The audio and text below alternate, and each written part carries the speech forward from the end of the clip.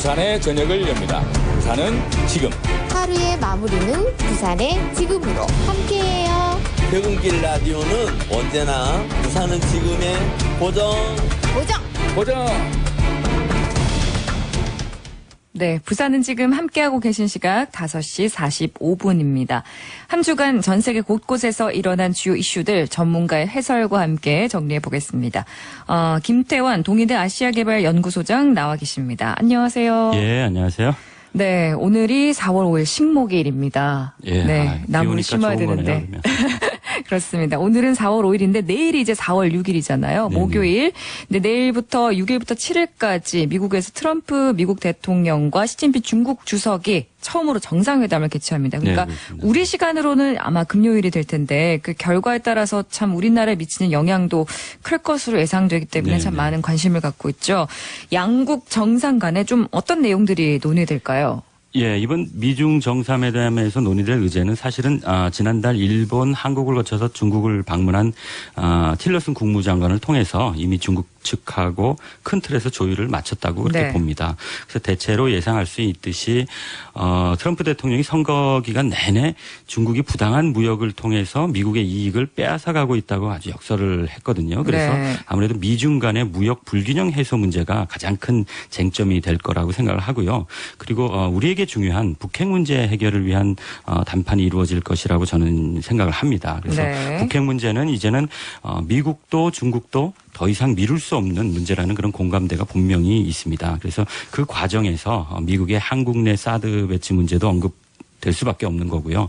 대외적으로 직접 언급하지는 않더라도 중국의 한국에 대한 보복에 대한 그런 의견도 교환될 거라고 저는 생각을 합니다. 그래서 지난달 틸러슨 국무장관이 중국을 방문했을 때 한국에서와는 달리 중국에서는 사드 그리고 무역 보복 이런 거 전혀 언급을 하지 않아서 국민들이 좀 속상해하시는 면이 있는데 사실은 미국 언론을 통해서 보면 공표하지는 않았지만 그 문제에 대해서 충분히 중국 측에 전달했다고 그럽니다. 그래서 외교라는 것은 보통 서로 좋은 모습은 과장해서 보이고요. 불편하거나 이해관계가 충돌하는 것은 특별한 목적이 없는 한 서로 보이지 않게 그렇게 의사소통하는 경우가 많고요. 특히 강대국 간의 외교에서 그런 행태가 뚜렷하게 관찰됩니다. 그래서 특히 미국과 중국이 겉으로 말하고 행동하는 것을 너무 액면 그대로 받아들이기보다는 이면의 의중을 꿰뚫어보는 그런 훈련이 필요하고요.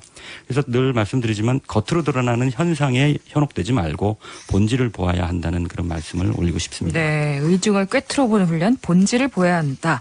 참 외교라는 것이 어렵게 느껴집니다. 근데 북핵 문제 잠깐 언급하셨지만 이게 북한이 워낙 막무가내라고 할 정도로 이렇게 행동을 하고 있잖아요. 작년에는 2번이나 핵실험을 했고 지금 이 순간에도 육체 핵실험 준비를 완료해 놓고 있는 상태다. 이런 보도도 나오고 있는 상황인데요. 그러니까 아무리 유엔이나 국제사회에서 경제 제재 규탄을 한다고 해도 속이 경일기가 아닌가 이런 생각이 드는데 그래서 이제는 좀 선제 공격으로 위험을 제거해야 한다 이런 목소리도 들리고 있는 상황이거든요. 맞습니다. 근데 이런 문제가 이번에 좀 미중 정상회담에서 해결이 좀 가능할까요? 사실 말씀하신 대로 북핵과 미사일 문제는 이제 미국이 인내할 수 있는 임계점에 바짝 다가서고 있다고 그렇게 생각을 하거든요. 그래서 미국이 한국에 사드 시스템을 배치하기로 한 거고요.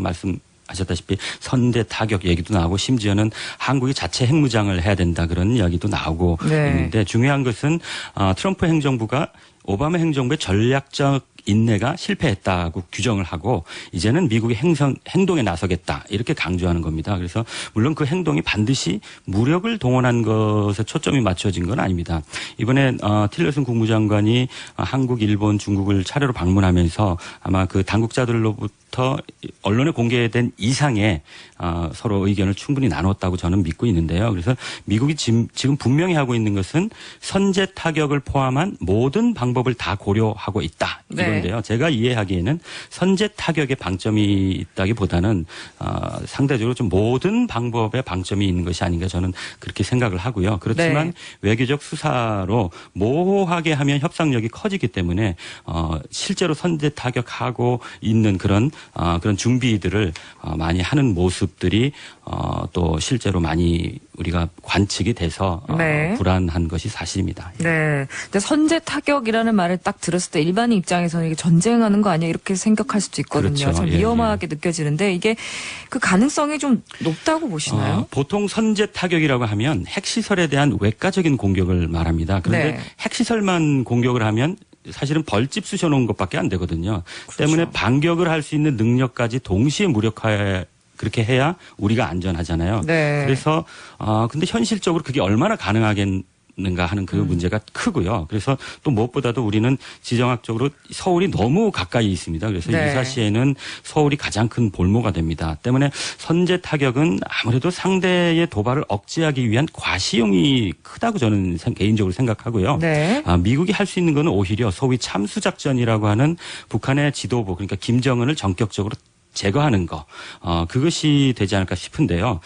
독재의 정도가 심한 국가일수록 군사 행동의 결정권을 최고 권력자가 독점하기 때문에 그런 네. 경향이 있습니다. 그래서 최고 명령권자를 제거하면 적의 반격 능력을 무력화시킬 수 있다고 미국은 그렇게 판단을 하고 있거든요. 그래서 네. 저는 만약에 미국이 무력을 사용해서 북한의 핵을 제거하려고 결정한다면 어떤 전격적으로 참수작전에 초점을 네. 더 맞출 것이다. 그런 생각을 합니다. 그렇지만 논리적으로 그렇다는 것이지 그걸 결정하는 것은 사실은 네. 쉬운 것이 아니거든요. 늘 실패의 위험 부담이 늘 가지고 네. 있기 때문에 네. 그렇죠.